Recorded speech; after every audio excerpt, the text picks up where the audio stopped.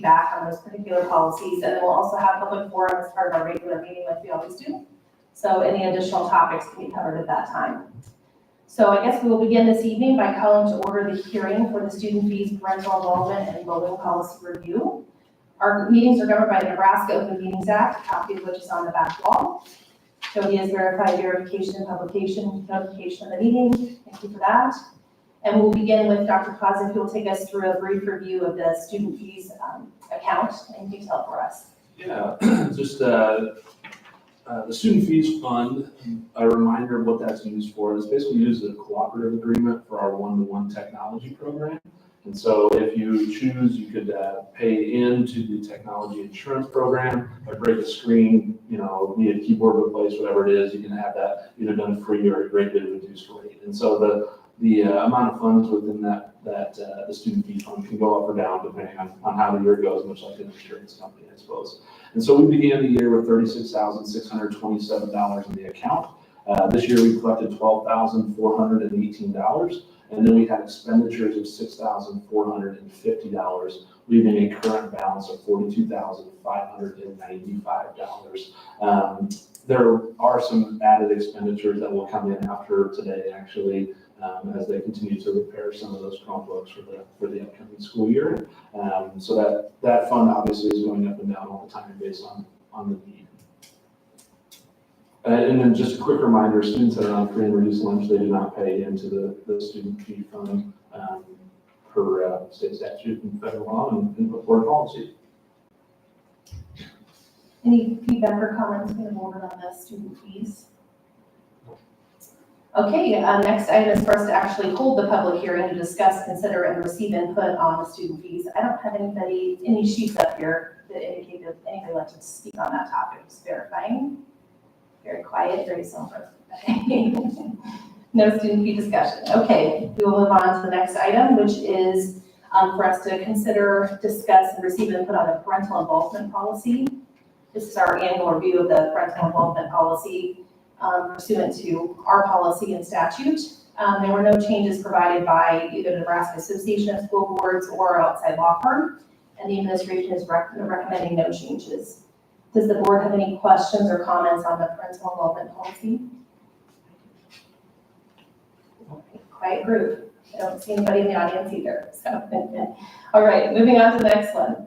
We'll receive input on the bullying policy. So state law requires us to adopt a policy on bullying prevention, which we have done, and subject to annual review, which we have done. So now we are kind of going an extra step, putting it before a public hearing just to make sure there are no additional feedback on the bullying policy.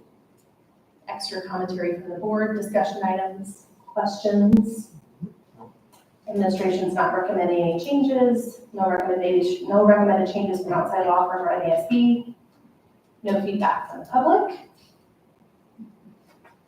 Okay, last call. All right.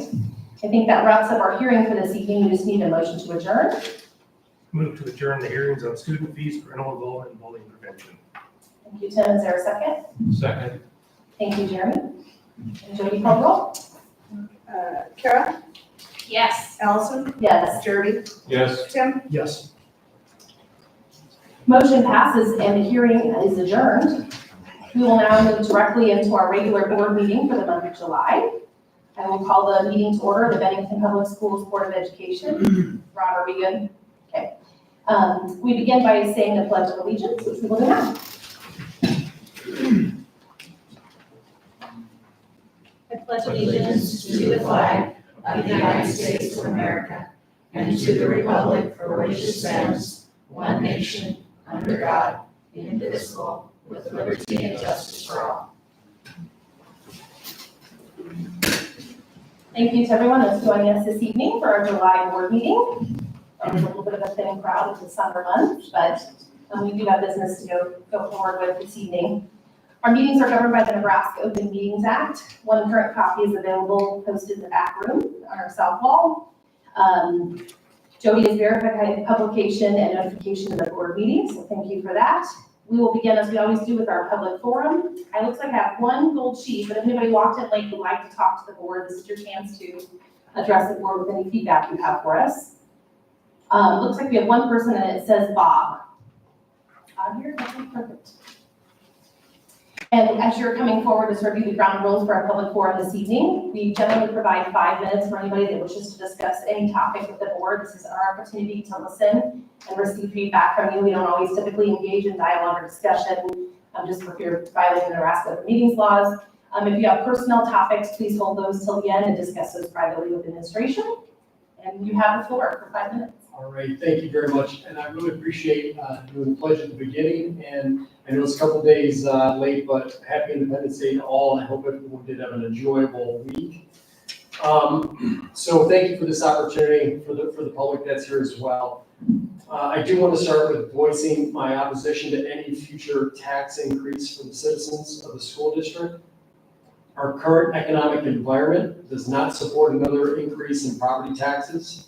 Any additional increase will significantly and negatively impact all families, especially those on a fixed income, the retirees, those without children, those with children that have graduated, those homes that are either in private or homeschool options. I do believe it is tone deaf to ask for additional debt for our community for nice to have amenities. We do not need Taj Mahal style buildings for our district. I was very surprised that this board tried to slide another $100 million plus bond under the taxpayers' nose. The first bond was voted down by almost 70%. And even with what appears to be a deliberately attempt to only inform the public to the legally bare minimum standard, the second attempt was also voted down. The first survey you polled was approximately 4% of the taxpayers. And for this most recent survey, again, you only polled approximately 4%. With these extremely low numbers in mind, I was shocked that you said this last survey was a good representative sample. And this was mentioned in last month's meeting. Should that 4% that was sampled be good enough to commit the other 96% of our citizens and have them go further into debt? Which leads me to ask, why are you using our dollars to find out what you already know? The majority does not want to take on additional debt. Are you holding a limited sampling with tailor-made and leading questions will provide you the fabricated statistics to justify this tax increase? For example, if you ask a random individual, do you want to take a trip to Europe to an all-inclusive resort? And the answer is yes. Ask that same question with clarity and transparency, stating it will cost you $150 million or more, and your answer will be what the majority of this community has told you time and time again over these past few years. You cannot be surprised by this last vote. If you continue to gold plate our school district on the backs of the taxpayers, without genuine and sincere community engagement, we will continue to oppose your tax initiatives. I challenge this board, the school leadership, to think critically about solutions that do not involve raising our taxes. The community's voice has been clear: no new taxes. I ask the board to live up to the same standard of fiscal responsibility that our taxpayers do, to balance the checkbook and only purchase what we as a community can afford. Thank you very much. Oh, one last thing. I come to you with my concerns, and I know that I think I'm speaking for the majority, but I'm saying I'm willing to get involved. Ask me. I'm here to help. I know Carol, there's others that are out there that are engaged, doing very scripted, simulated engagement. Again, tailor-made, I think, to get the response you're looking for is the wrong approach. You're not going to get the community's engagement, the community's support if you continue to do that. Drawn out, make sure we can all talk, make sure that is beneficial. We are for supporting the teachers, getting quality education to our students, but that does not mean we need the Taj Mahal style facilities. That does not mean we need to compete with other school districts.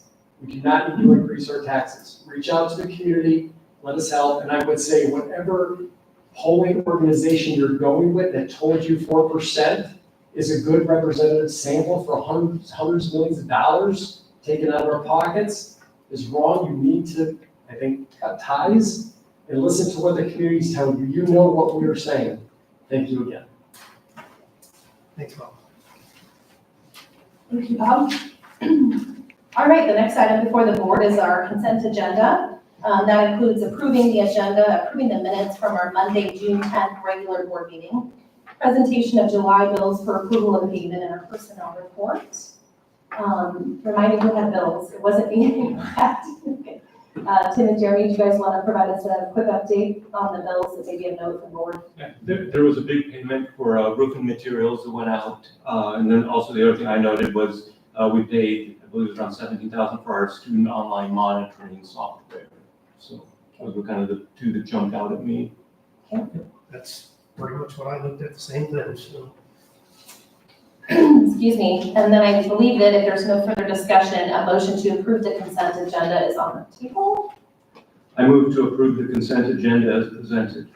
Thank you, Jeremy. Is there a second? Second, Thank you, Tim. Jody, call the roll. Tim, yes. Kara, Yes. Allison, Yes. Jeremy, Yes. Motion passes.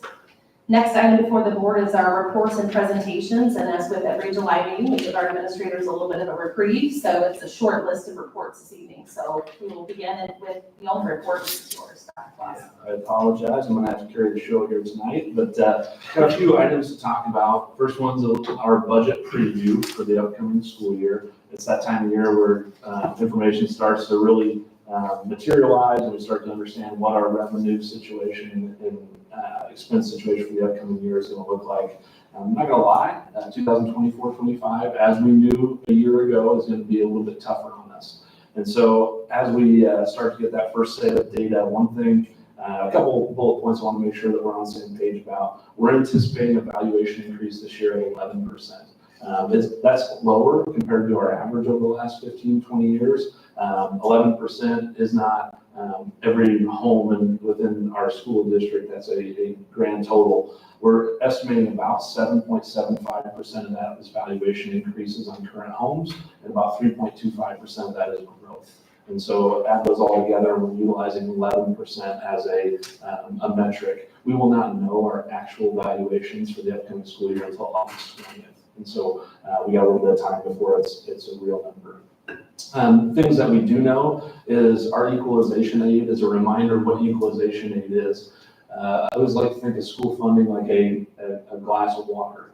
And the way that the model works is the size of your glass is the amount of your need. And so the state says, you know, we've got 4,300 kids, we have X number of EL students in poverty. It's a big, long calculation, and it says this is what you need to operate, and that's your glass. The next thing that they do is they pour in the water of what are your local resources. And so local resources are property taxes. And so the state assumes that as a school district, you would tax $1, and then that determines how much water you pour into the glass. What is left is what you would need to meet your needs to fill up the entire glass. That's your equalization rate. So as an easy example, let's say that we had $50 million in needs, and our local resources could generate 35 million, the state would give us 15. So that just finishes off the glass. And so next year, we are going to receive $5.4 million less in equalization aid because our local resources could fill the glass higher. The state's portion of what they would give us in equalization goes down.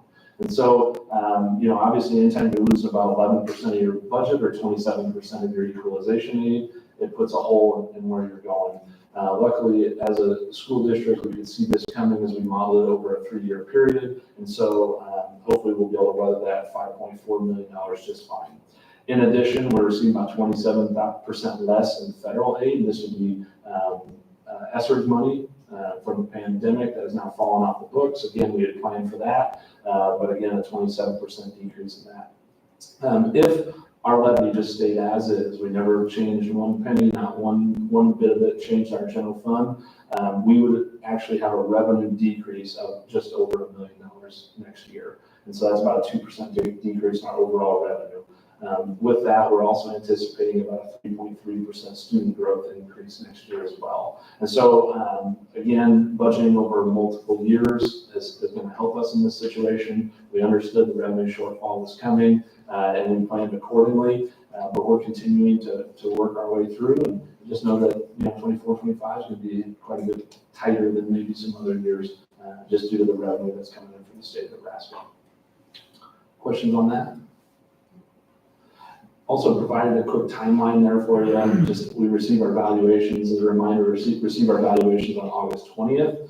We have to let the city know if we'll have to do the joint public hearing if we're over 2% on September 5th. On the 9th, we will have a budget and tax request hearing prior to the board meeting. And then after September 18th, I believe, this isn't 100% official, but I believe the joint public hearing will be on September 18th for the county. And then we'll have to come back and adopt a resolution in our budget between the 19th and the 29th, so we can get it turned into the county on the 30th. So if you look at that timeline from the day that we know our actual valuations on August 20th, to we're submitting to the county on September 30th with 2 or 3 hearings and adoptions in the middle, it gets pretty compressed in there. So just be prepared from August 20th to September 30th to be in the room a couple different times. Okay, next thing I had on there was our enrollment. It's a little bit early. You guys ever see those college football polls like the day after the season ends where they say this is the top 25 way too early for next year? That's kind of what this is for our student enrollment. On July 1st, we roll over our NEBSIS, our student management system, and so that gives us our first initial impression of what our numbers can look like for the upcoming year. Please know this is not overly accurate on the first because, we're aware of some kids that maybe have already moved, but their schools haven't called, and so we haven't withdrawn them from the system. We have people that we know have moved into the district and haven't enrolled their kids yet, so they're not in our system. So this is just what we know in the system. As of today, we're anticipating a 138 student increase, which is about 3.3%. We also believe that our final enrollment number will end up probably about 10 to 30 students lower than what we're putting on there today, assuming all we know is the move-outs that have told us we don't know all the move-ins quite yet. So it'll probably be a little bit lower than this. We will go over this during the August meeting. That'll be I think school starts that day, so it'll be pretty accurate when we go over it in August. Some things just to note is we are down based on our three-year cohort analysis. That was what we used, which was the most conservative of the estimates for growth last year, and it is below that as well. Obviously, inflation, high interest rates have changed the housing market over the last couple of years, and so we've continued to see about a 3-ish% growth as opposed to the 5, 6, 7, 10% growth rates that we were seeing in previous years. Still growing, still one of the fastest growing school districts, but it's slowed a little bit over the last couple of years. Questions on the way too early enrollment?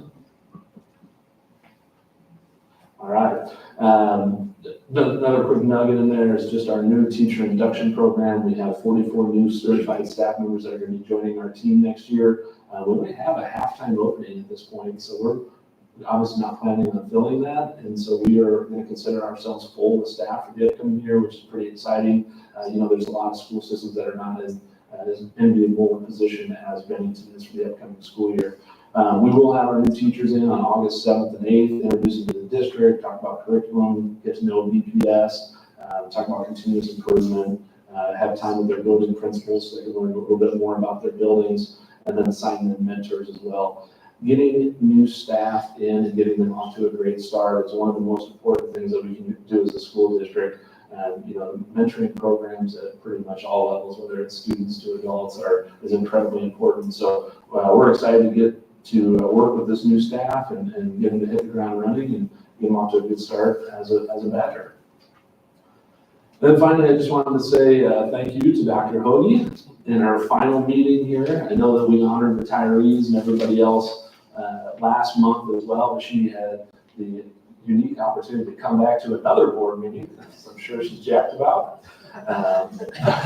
Just want to tell her thank you for all that she's done. Obviously, she's seen our district and has been part of our district as it's grown from 700 to 4,300 students, and her leadership during that time has been pivotal. Transitioning in various roles throughout the district, and she's really helped guide our curriculum and our development, our strategic planning and vision that our district has had over the last several decades. So One thing I appreciate about Dr. Hoagie is just her love of Bennington Public Schools. Obviously, she bleeds blue. And on a personal note, I think it probably would have been really easy for her to retire last year after having worked with Dr. Hawk for 19 years and retired at the same time. But she was nice enough to stay around and help steady the ship for a year and provide a lot of guidance and information. And I'll always be in debt to her for that. So thank you. Thank you, Dean.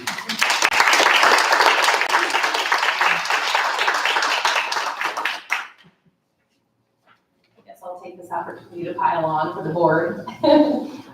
You'd be remiss not to recognize your 30 years of service, Dr. Hoagie, on behalf of the board, and want to thank you for all of the years and countless hours you spent late nights here, I know, making sure that everything ran smoothly. You've supported our district in many capacities, from math teacher to curriculum instruction coordinator, athletic coach, game book and scorekeeper, and ultimately assistant superintendent.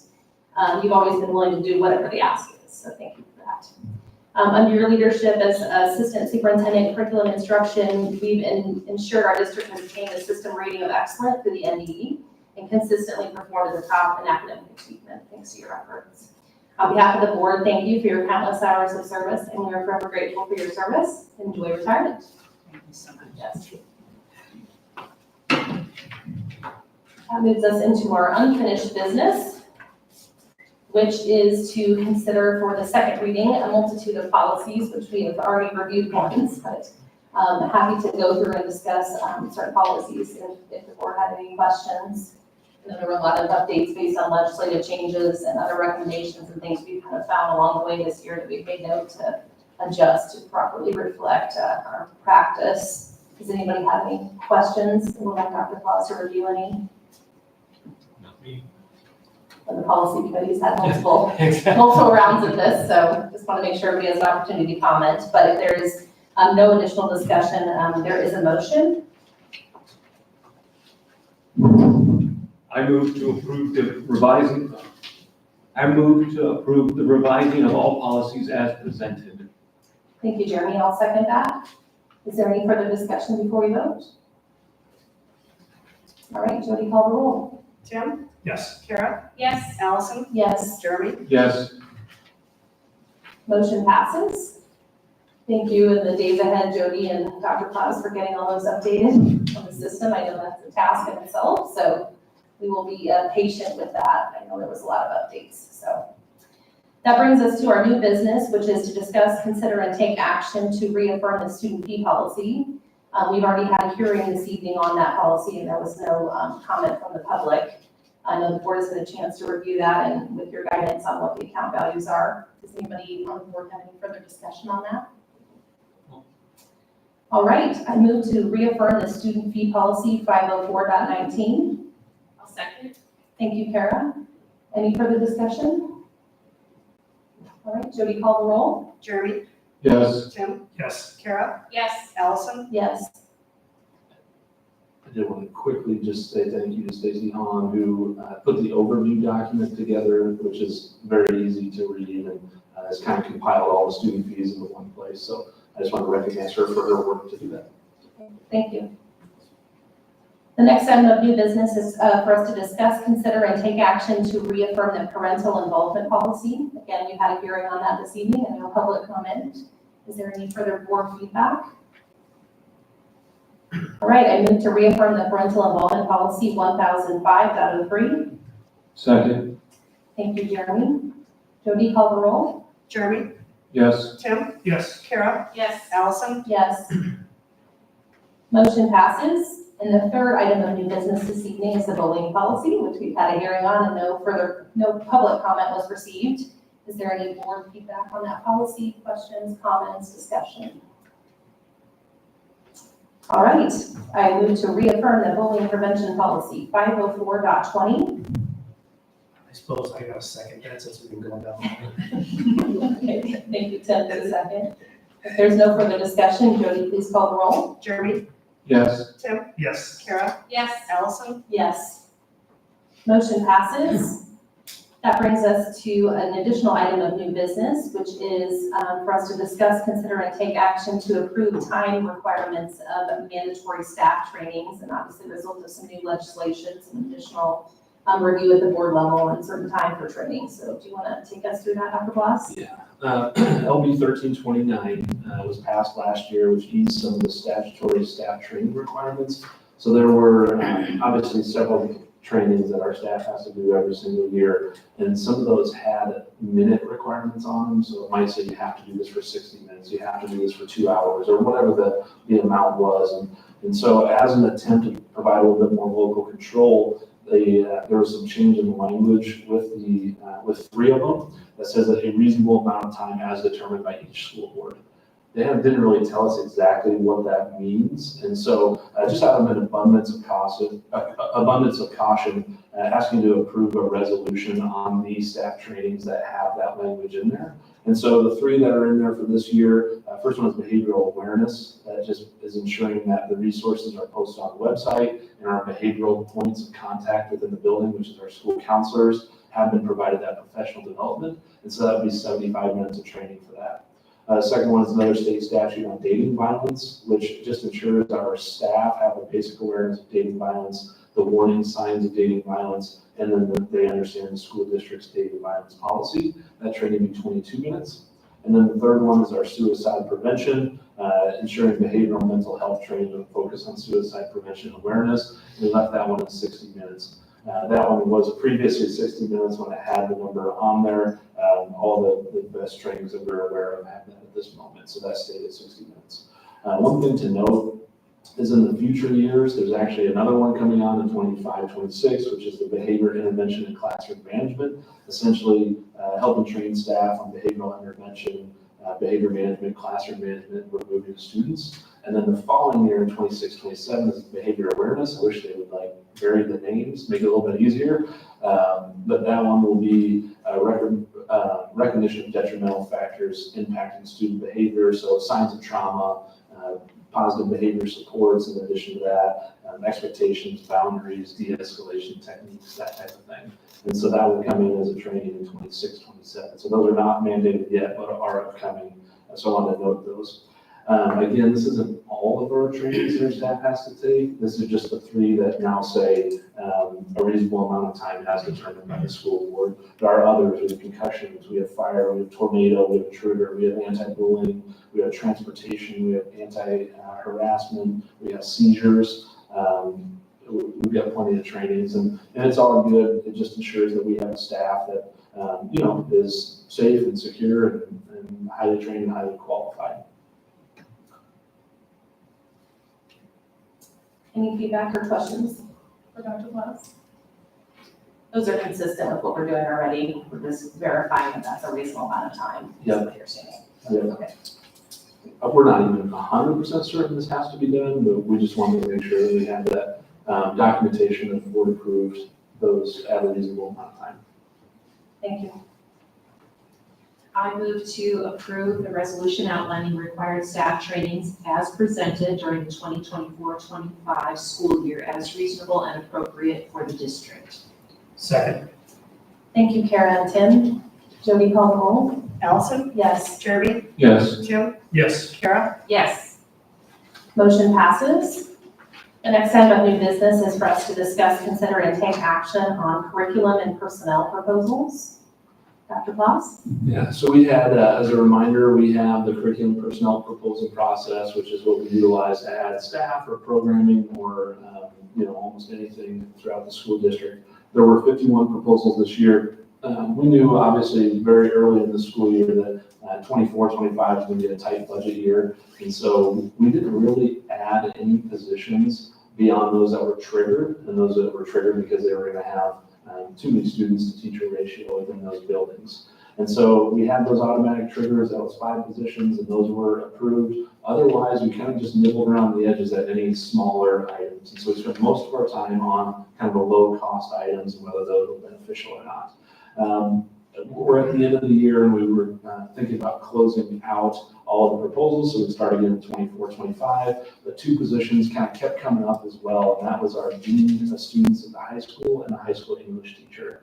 And so when we go through that process at the end, the committee ranks each of the proposals. The administration ranks each of the proposals. The curriculum committee goes through each of those proposals, and these were very high up there. I think the high school English was number one, and it had a rating of 1, which I think means every single person put it as their top one.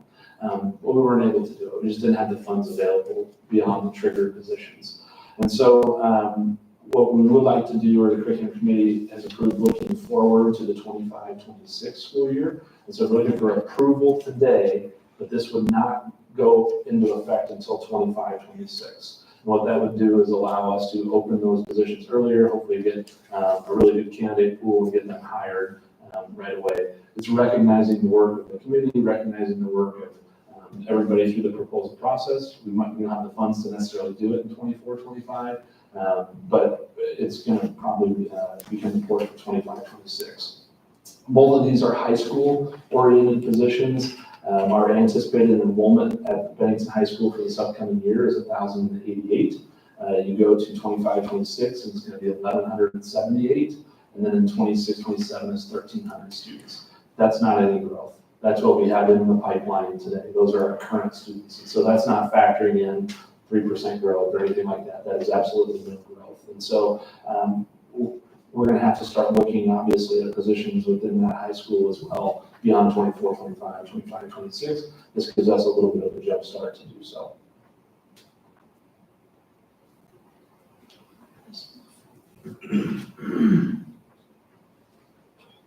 Any other feedback from the board on those 2 positions?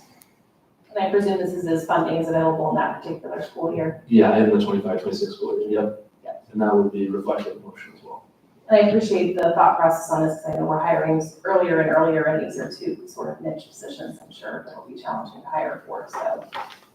The new trigger process that we put in this year allowed us to hire those 5 positions earlier, and it was extremely beneficial. Our pools were better, we were able to do it super early, and we feel really good about how this played out. So it's becoming a little bit different game than it used to be, trying to get people, especially if you're trying to hire in March, April, May. The pools just aren't what they were 5 years ago, 10 years ago, 15 years ago. Thank you. I move to accept the recommendations by the curriculum committee for the 2024-25 curriculum and personnel proposals number 3 and 5 as outlined in the June 10th, 2024 curriculum committee report and pending 2025-26 budget approval. Second.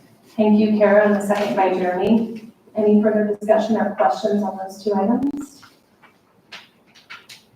All right, Jody, call the roll. Allison? Yes. Jeremy? Yes. Tim? Yes. Kara? Yes. Motion passes. The next item of new business is for us to discuss, consider, and take action on short and long-term substitute rates. Yeah, each year the board must approve the short and long-term sub rates for the upcoming school year.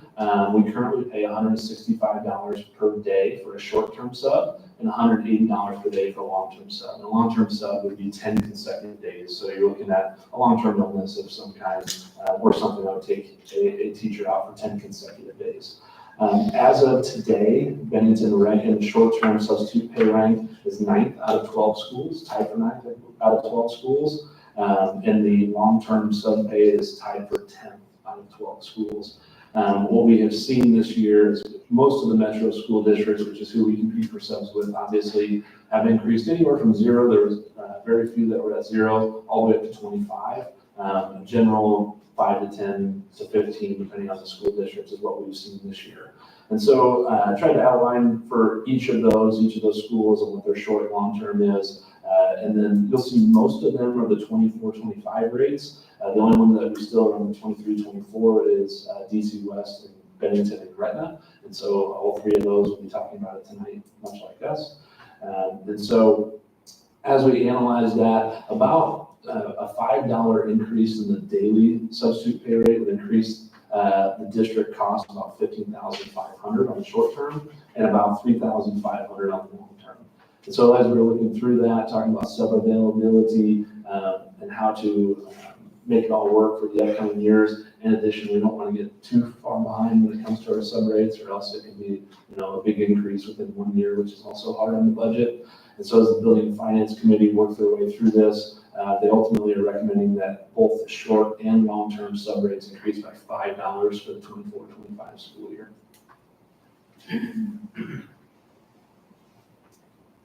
Any further discussion from the board on that? Dr. Claus said everything I was gonna say, so. We did spend quite a bit of time. Not as building eloquent. the budget. Oh, of course not, so. You know, but care of your benefit, we did try to find the balance between where we fit in the array with also budget issues we're having, so, here that was a compromise position in the short term. Kind of similar to school districts also saying like, OPS might be in our array, but we're not trying to keep up with OPS. Yeah, that's a pretty significant jump. Yeah. Any other discussion? All right, I move to approve the short-term substitute pay at $170 and the long-term substitute pay at $185 for the 24-25 school year. Second. Thank you, Tim. Jody, call the roll. Jeremy, Yes. Yes. Kara, Yes. Allison, Yes.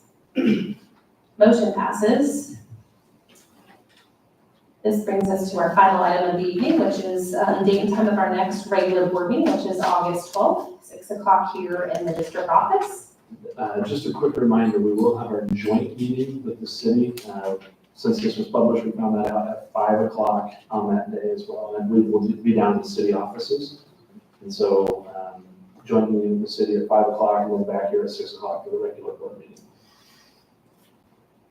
Thank you for that update. And, you know, while you guys get your calendars out, a reminder, we're gonna probably need to do a additional special meeting towards the end of August for bill clearing to finish out the calendar year. I'll be in contact with you to try to find a date on that, but sometime closer to the end of August, that way we can finalize all the bills. Great, thank you. I think that is it for this evening, so I move to adjourn the meeting. Second. Thank you, Jeremy. Jody, call the roll. Jeremy, Yes. Tim, Yes. Kara, Yes. Allison. Yes. Motion passes. We are adjourned at 6:37. At record time for any students.